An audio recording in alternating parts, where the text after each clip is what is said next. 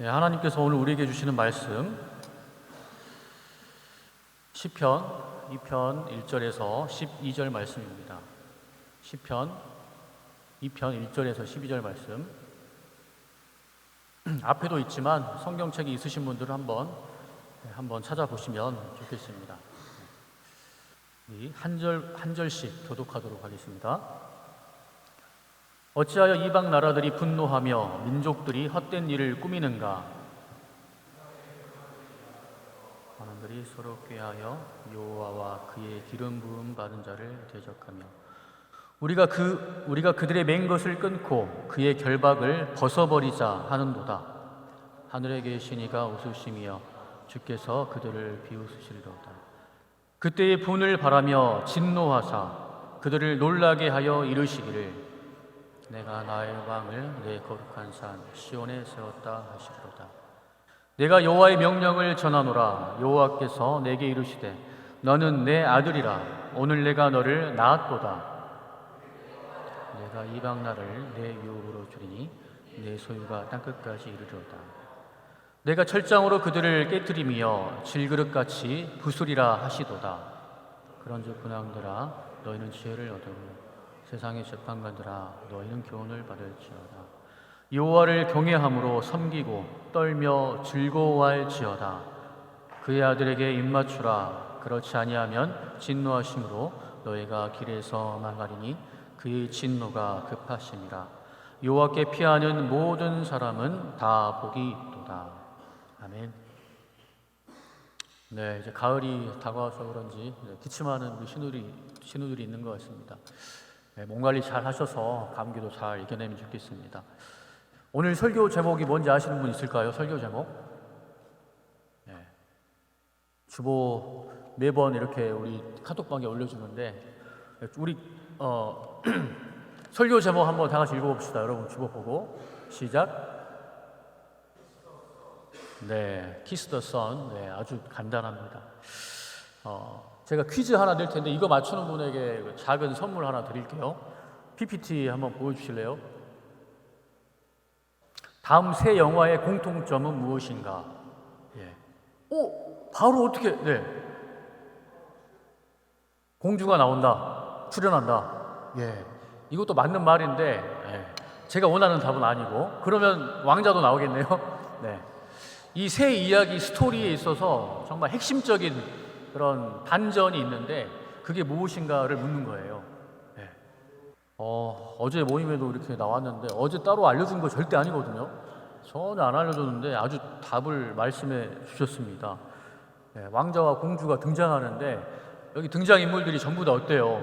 저주에 걸리잖아요. 어떤 마녀에 의해서 저주에 걸리는데 그 저주에서 풀리는 길이 뭐예요?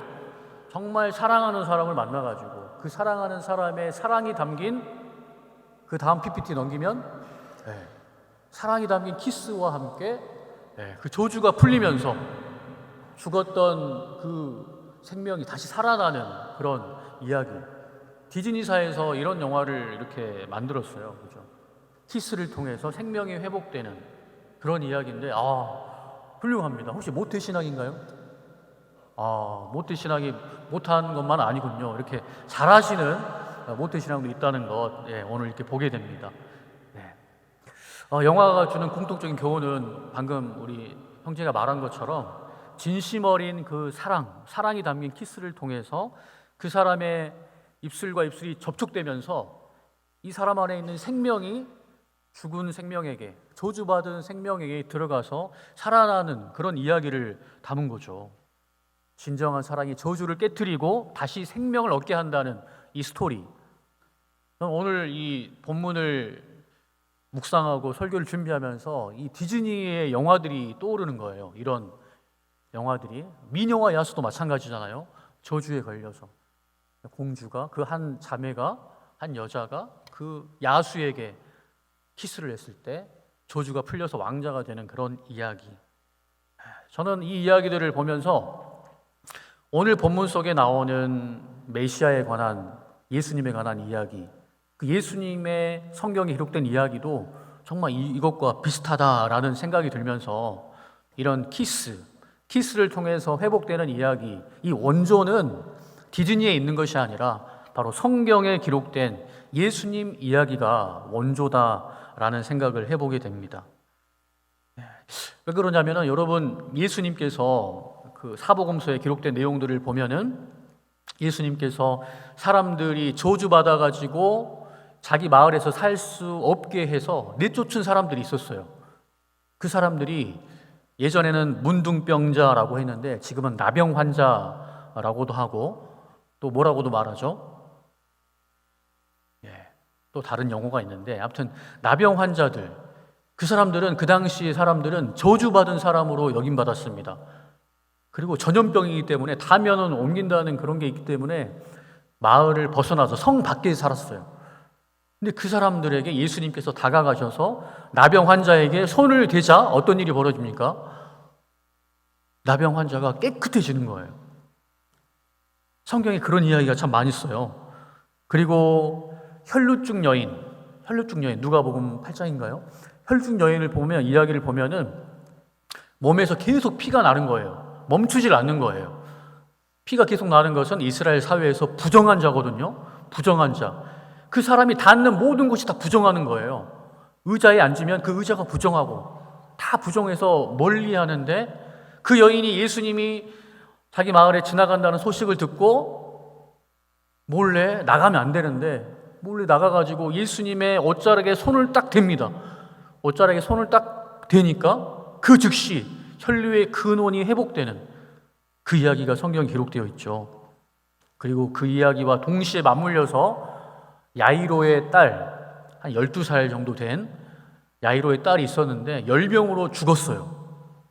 죽어가지고 야이로 회당장이 예수님 발 앞에 엎드려가지고 제발 우리 집에 방문해서 우리 딸을 좀 봐주십시오 라고 하는데 그때 예수님께서 야이로의 집에 방문하러 갈 때 많은 사람들이 비웃었거든요. 야, 이미 다 죽었는데 뭐 하는 짓이야. 근데 예수님께서는 가서는 통곡하는 사람들 다 내보내시고 성경의 내용을 보니까요, 예수님께서 그 아이의 손을 잡고 일어나라 달리다쿰 하시니 그 즉시 죽었던 소녀가 살아난다는 그런 이야기가 성경에 많이 나와 있습니다. 그래서 이 디즈니 영화들이 성경을 모토로 해서 이렇게 성경에서 그 내용을 패러디해서 만들었구나라는 그런 생각 확신이 들더라고요. 여러분, 우리가 지지난주에는 시편 1편이 시편 150편 전체의 서론이라고 했는데 그리고 오늘 2편도 1편과 2편이 서로 짝을 이루고 있고 서로 복이 있는 사람은 이라고 이야기하면서 어떤 사람이 복이 있는가라는 것을 이야기해주고 있고 바로 이 1, 2편이 시편 전체의 서론이고 핵심 주제라는 것을 다시 한번 말씀드립니다. 특별히 오늘 2편은 그 이름이 있어요. 주제가. 시편 2편의 제목 주제는 메시아시입니다. 여러분들이 어디 가서 이야기할 때 시편 고린도전서 13장은 사랑장이고 15장은 부활장이고 하듯이 시편 2편은 바로 메시아시다. 주제가 메시아다라는 것을 여러분이 기본적으로 상식적으로 알았으면 좋겠고요. 메시아라는 단어는 히브리어입니다. 히브리어, 이스라엘 사람들이 사용했던 히브리어. 그리고 뜻은 뭐냐면 기름 부음을 받은 자.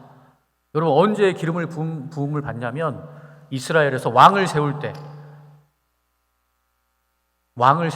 이렇게 머리에 기름을 바릅니다. 선지자를 세울 때 이렇게 기름을 바르는데 바로 하나님께서 죄인들을 구원하시기 위해서 특별히 구원자로 세우신 그 예수님을 가리키는 말이 바로 메시아예요.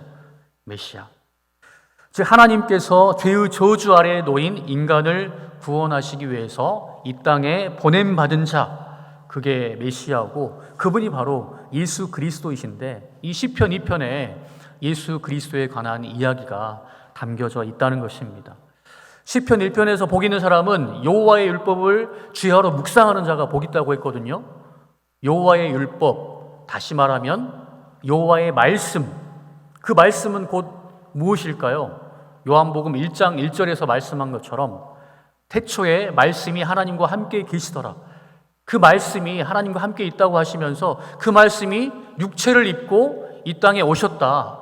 그분이 바로 예수님이다 라고 사도 요한이 말하고 있습니다. 다시 말해서 예수님을 가까이 하는 자가 복이 있다라고 시편 1편에서 말해주고 있는데, 이 시편 2편은 그 예수님이 누구신가를 우리에게 좀 더 구체적으로 이야기해 주고 있는데, 바로 그분이 메시아라는 것이, 오늘 구원자라는 것이 오늘 본문의 주제입니다.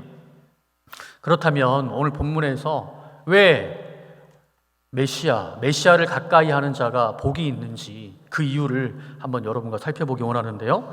다 같이 본문 1절부터 3절 말씀, 1절부터 3절 말씀을 함께 큰 목소리로 한번 읽어보겠습니다. 시작. 어찌하여 이방 나라들이 분노하며 민족들이 헛된 일을 꾸미는가? 세상의 군왕들이 나서며 관원들이 서로 꾀하여 여호와와 그의 기름 부음 받은 자를 대적하며 우리가 그들의 맨 것을 끊고 그의 결박을 벗어버리자 하는도다. 어떠한 상황을 이 시편 기자가 묘사하고 있습니까? 저자가 누구라고 이 편에는 나와 있지 않지만 사도행전에 보면, 이 사도행전에서 이 시편 2편을 다윗의 시라라고 밝히고 있습니다. 다윗이 이 시를 이렇게 썼는데, 세상 나라들, 이방 나라들이 분노하고 민족들이 헛된 일을 꾸미는데, 어떤 일이냐면은 한마디로 하나님을 대적하는 일입니다. 하나님을 거역하는 일입니다.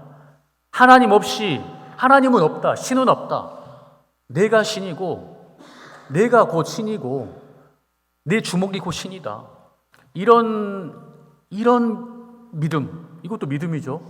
이런 사상을 가지고 하나님을 대적하는 그 세상, 이게 어떤 모습이냐면 시편 1편에서 정말 악인을 깨를 따르는 그러한 모습이 점점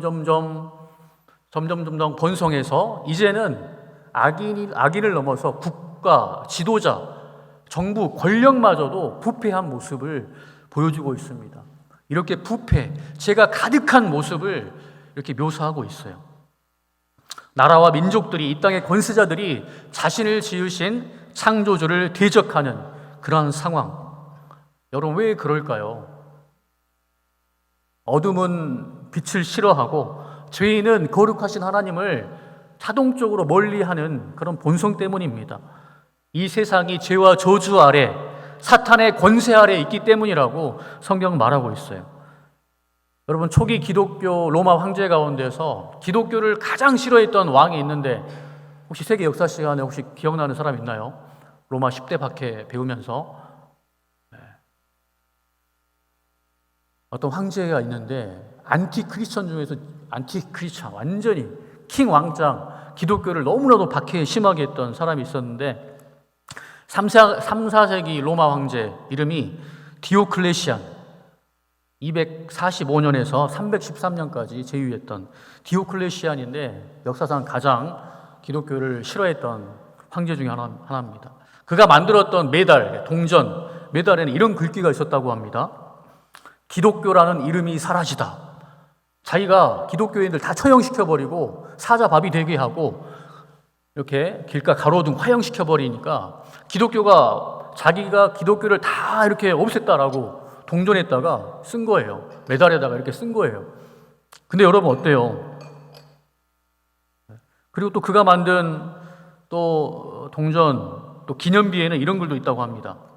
디오클레시안 황제, 로마의 파멸을 가져온 그리스도인의 이름을 사라지게 한 것을 기념하며 이 기념비를 제작한다. 기념비에다가 자기가 기독교를 정말 하나님이라는 그 신을 완전히 없애버렸다라고 기념비를 세웠는데, 여러분 역사는 무엇을 말해주고 있습니까? 역사가 무엇을 말해주고 있어요? 이 황제 다음에 일어난 황제 누굴까요? 콘스탄티누스 황제. 이 사람이 한 게 뭡니까? 기독교를 공식적인 종교로 공인을 했습니다. 언제 이런 일이 있었냐면은 안티크리스찬 디오클레시안 황제가 바로 죽게 된 그 해에 콘스탄티누스 대제가 기독교를 공인하게 되는 것입니다. 세상은 지금도 여전히 하나님을 대적하죠. 여전히 교회를 싫어합니다. 잘한 것은 말하지 않고 못한 것만 들어서 싫어해요. 교회를 싫어하면은 교회 다니는 사람도 싫어합니다. 특별히 군대에서도 제가 다닐 때 교회 다니는 사람, 술 안 먹는 사람 약간 좀 싫어하는 그런 분위기가 있었는데 지금 어떤지 모르겠어요. 뭐라고 교회 간다고 구박은 하지 않겠죠. 요즘에는 종교의 자유가 있기 때문에. 그래서 여러분이 여기 나온 줄 압니다. 그러나 어쨌거나 세상은 교회를 싫어하고 예수님을 싫어하고 하나님을 싫어하고 예수 믿는 사람 정말 싫어하는 것 같아요. 그러나 하나님께서는 이 모든 세상의 그런 반역을 어떻게 대하시는가? 우리 4절부터 6절 말씀, 4절부터 6절 말씀을 다시 한번 읽어보겠습니다. 시작. 하늘에 계신 이가 웃으심이여 주께서 그들을 비웃으시리로다. 그때에 분을 바라며 진노하사 그들을 놀라게 하여 이르시기를 내가 나의 왕을 내 거룩한 산 시온에 세웠다 하시리로다. 하나님의 반응은 비웃음입니다. 첫째는 땅에서 일어나는 그 일들을 하늘에서 그냥 비웃으신다는 거예요. 하늘에서. 여러분, 제가 정말 군대에 있을 때 제가 교만했어요. 단기 장교인데 예전에 있었던 우리 여러분들에게 이야기했지만 단기 장교는 소대장 하나 끝나야 되는데 대대장님이 저를 정말 예뻐해 주셔가지고 소대장 하다가 본부 중대장을 하다가 제가 떨어졌던 한 체대 선배가 하고 있었던 본부 중대장을 저한테 맡기고 그 다음에 이제 저녁 얼마 안 남았는데 대대 정보장교를 저한테 시킨 거예요. 서울대 선배가 하던 거를. 그래가지고 제가 순간 교만해져가지고 야, 뭐 진짜 뭐 선배들도 다 필요 없네. 막 이런 교만이 좀 들었는데 그때 정보장교 하면은 좋은 점이 뭐냐면 우리 책임 구역을 헬기를 타고 이렇게 정찰을 하는 게 있었습니다. 그래서 UH-1H 그 당시 우리 사단장님 헬기가 UH-1H였는데 그것도 한번 빌려서 타고 그 다음에 500MD도 이렇게 타고 이렇게 정찰을 갔던 기억이 나는데 제가 헬기를 타고 쭉 올라가면서 한 가지 든 생각이 있어요. 교만한 마음이요. 위로 쭉 올라가니까 교만한 마음이 더 커진 게 아니라 밑에서 봤을 때는 건물들이 크게 보였는데 위로 쭉 올라가서 보니까 사람들이 개미처럼 작게 보여요. 개미처럼 작게 보여. 그러면서 하나님이 이런 나를 보면 뭐라고 생각하실까? 하나님이 하늘에서 이 땅을 바라보면 이 땅의 권세자들 어떻게 생각하실까? 자기가 아무리 신이라고 해도 기껏 살아봐야 100살을 못 사고 죽는 인간인데 진시 황제도 정말 영생 불사를 이렇게 꿈꿨지만 죽고 혼자 죽기 싫어가지고 수만의 사람을 함께 매장한 그 역사가 지금 남아있잖아요.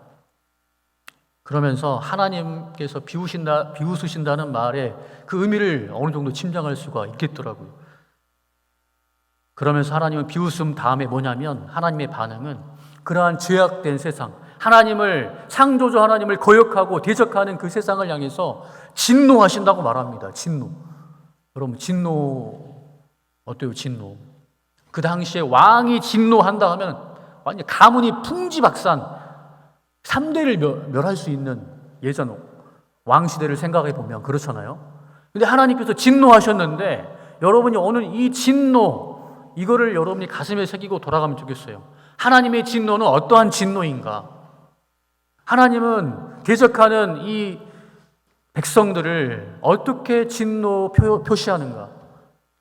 저 같으면 그냥 진짜 단칼에 그냥 목을 베서 죽일 것 같은데 하나님은 그 진노를 어떻게 표출하시냐면 6절 말씀에 내가 나의 왕을 내 거룩한 산 시온에 세웠다 하시리로다. 진노를 바라신다고 했는데 진노하면은 뭔가 완전히 그냥 처벌을 해야 될 것 같은데 그 진노의 방법으로 6절 시인은 함축적인 게 담겨 있잖아요. 하나님의 그 진노의 방법이 6절에 나온 것처럼 내가 나의 왕을 내 거룩한 산 시온에 세웠다 하시리로다. 이 말의 의미를 여러분이 오늘 알고 돌아가면 오늘 설교 여러분이 잘 들은 것입니다. 하나님께서 온 땅에 충만한 죄악을 보시고 취한 조치는 홍수처럼 쓸어버리는 것이 아니라 자신의 왕, 자신이 세운 왕, 자신이 기름 부음을 베푼 왕, 바로 메시아를 시온에 세우는 일이었는데, 백성을 심판하실 것이 아니라 거룩한 산 시온에 한 왕을 세운다라고 말씀하시는데, 여기에 조금 전에 여러분이 마지막 찬양 가사, 하나님이 너를, 엄청이라는 단어가 노래에 들어가는 것은 제가 처음 들어봤어요. 그죠? 엄청 사랑하신데 라는 그 뜻이 여기에 담겨 있습니다.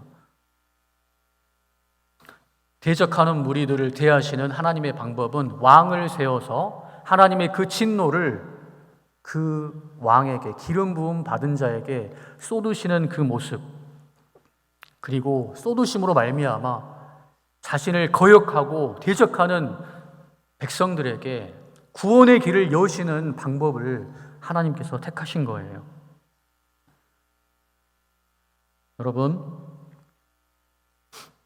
한 왕을 세웠다라고 하는데, 오늘 본문 마지막 절에 보면은 하나님을 대적하는 너희일지라도 여호와께, 즉 예수 그리스도께 피하는 모든 사람은 복이 있다라고 오늘 마지막 절을 12절은 이야기하고 있습니다. 바로 메시아 구원자를 세워두시고 대적하는 너희들도 구원받을 수 있는 길을 내가 열어놓았으니, 결론적으로 세상의 방백들아, 백성들아, 너희들도 지혜를 얻어서 하나님을 경외하고 하나님께서 기름 부음 받은 자, 하나님께서 기름 부으신 자, 바로 그리스도께 나아가서 그 진노로부터 구원을 받아라 라고 이야기하고 있어요. 하나님께서는 자신을 대적하는 자기 백성들을 그냥 심판하고 처벌하시지 않고 죄인들을 위해서 살 길을 열어두셨는데, 그것이 바로 십자가에서 이루어졌다고 신약의 우리 사도들은 이야기하고 있습니다. 여러분, 십자가에서, 2000년 전 십자가에서 어떠한 일이 이루어진 걸까요? 과거의 십자가는 저주의 상징이었습니다. 저주의 상징. 그런데 요즘 어때요, 십자가? 여러분, 여자친구 있으신 분들 십자가 목걸이, 십자가 귀걸이 선물한 적이 있는지 모르겠어요. 예전에는 저주와 심판의 상징이었는데 무엇 때문에 그것이 이제는 보석이 되고 정말 선물 순위 1순위가 되고 그렇게 바뀌었을까요? 바로 메시아 구원자가 예수님이 십자가에서 우리를 위해서 행하신 그 일 때문입니다.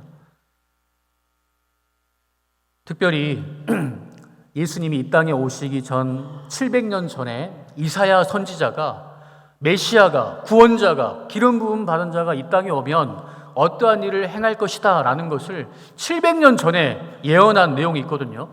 우리 이사야서 53장 1절부터 6절 말씀, 1절부터 6절 말씀 같이 읽을 텐데, 혹시 여러분 더우시면 뒤에 에어컨 켜도 되고요. 큰 소리로 한번 1절부터 6절 함께, 이분이 700년 전에 기록된 내용인데 이사야 선지자가 메시아를 가리켜 한 말인데, 이분이 누구를 의미하는지 여러분이 한번 생각해 보고 한번 읽어보시면 좋겠습니다. 시작. 우리가 전한 것을, 여러분 큰 목소리로 시작. 누가 믿었느냐?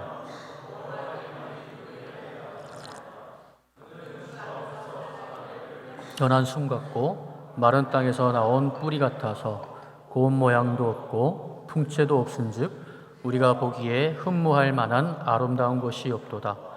그는 멸시를 받아 사람들에게 버림받았으며 강고를 많이 겪었으며 질고를 아는 자라. 마치 사람들이 그에게서 얼굴을 가리는 것 같이 멸시를 당하였고 우리도 그를 귀히 여기지 아니하였도다. 그는 실로 우리의 질고를 지고 우리의 슬픔을 당하였거늘 우리는 생각하기를 그는 징벌을 받아 하나님께 맞으며 고난을 당한다 하였노라. 그가 찔림은 우리의 허물 때문이요 그가 상함은 우리의 죄악 때문이라. 그가 징계를 받음으로 우리는 평화를 누리고 그가 채찍에 맞음으로 우리는 나음을 받았도다. 우리는 다 양 같아서 그릇 행하여 각기 제 길로 갔거늘 여호와께서는 우리 모두의 죄악을 그에게 담당시키셨도다. 여호와께서는 우리 모두의 죄악을 누구에게 담당시키셨다고요? 그에게, 바로 예수 그리스도에게 담당시키셨다라고 말합니다. 오늘 시편에서 대적하는, 하나님을 거역하는 그 무리들을 위해서 한 왕을 세우셨는데, 하나님의 그 진노가 누구에게 쏟아 부어졌는가? 바로 십자가에서 자신의 독생자 예수에게 하나님의 심판이, 죄에 대한 심판이, 진노의 잔이 부어졌다는 것을 이야기해주고 있습니다. 예수님이 육신을 입고 이 땅에 오시기 700년 전에 이사야 선지자가 이거를 예언했어요. 오늘날 우리가 이 이야기를 읽으면 이게 바로 누구인가? 바로 예수님이라는 것을 우리는 알죠. 오늘날 이스라엘 유대인들 가운데도 예수 그리스도를 메시아로 믿는 사람들이 조금씩 늘어나고 있습니다. 선교사님들의 이야기를 들으면 그 유대인들이 예수님을 그냥 안 믿었던, 십자가에 못 박았던 유대인들이 어떻게 해서 예수님을 믿을 수 있는가? 그 주된 통로가 무엇이냐? 라고 하면 이스라엘 크리스찬들이 유대인들을 전도할 때 이사야서 53장 이 말씀을 가지고 전도를 한다는 거예요. 이 사람이 누구를 가리키냐? 역사 가운데 2000년 전에 이루어졌던 예수를 통해서 이루어지니 이렇게 이루어지고 있지 않느냐. 그러면서 예수를 믿는 우리 유대인들이 늘어나고 있다는 사실입니다. 여러분, 시편 2편과 이사야서 53장은 서로 맞닿아 있는 이야기예요. 둘 다 메시아를 가리키는데 메시아가 어떻게 무슨 일을 하는가? 바로 우리 모두가 하나님을 거역하는 죄인이었는데 하나님의 심판을 받을 수밖에 없는 존재였는데 하나님은 그 심판을, 우리를 사랑하시기 때문에 심판을 안 할 수는 없고, 그러나 의로우시기 때문에 또 심판을 해야 되는 그런 상황, 우리를 사랑하시기 때문에 또 구원을 해야 되고, 이 아이러니를 바로 예수 그리스도의 십자가를 통해서 이루신 거예요. 우리가 받아야 될 심판을 예수님께 쏟아 부으심으로 말미암아 하나님의 공의를 실천했을 뿐만 아니라 우리를 향한 하나님의 사랑도 함께 보여준 것입니다. 사랑하는 성도 여러분, 복 있는 사람은 어떠한 사람인가? 우리는 우리 스스로 하나님께 가까이 나아갈 수 없어요. 다른 많은 종교들은 너희들이 열심히 해서 신에게 다가가라, 그러면 구원을 얻을 것이다 라고 말하는데, 하나님은 오늘 시편 기자가 다윗이 말한 것처럼 세상 많은 사람들은 하나님을 멀리하고 대적할 수밖에 없어요. 왜? 죄인으로 태어나기 때문에. 그 문제를 해결하기 위해서 하나님이 친히 인간의 몸을 입으시고 이 땅에 오셔서 십자가에서 그 죄의 문제를 해결해 주셨다. 그러니 진정으로 복된 자는 어떠한 사람인가? 조금 전에 디즈니 영화에서 저주받았던 그 인물이 왕자의 키스를 통해서 그 죄에서, 저주에서 자유함을 얻은 것처럼 죄로 물든 우리들, 회복할 수 없는 우리들, 죄의 바이러스에 의해서 병든 우리들, 생명의 근원 대신 예수님께서 오셔서 우리를 위해서 죽으셨으니 그 예수님을 믿으면, 그 예수님을 바라보면 너희가 참된 복을 얻게 된다는 것이 오늘 시편의 메시지입니다. 한 가지만 더 생각해 보고 싶은 게, 왜 오늘 이 다윗은 하나님께서 이 메시아를 거룩한 산 시온에 세우셨다라고 했을까요? 모태신앙 이거 좀 아세요? 그 시온산이 어떤 산인지.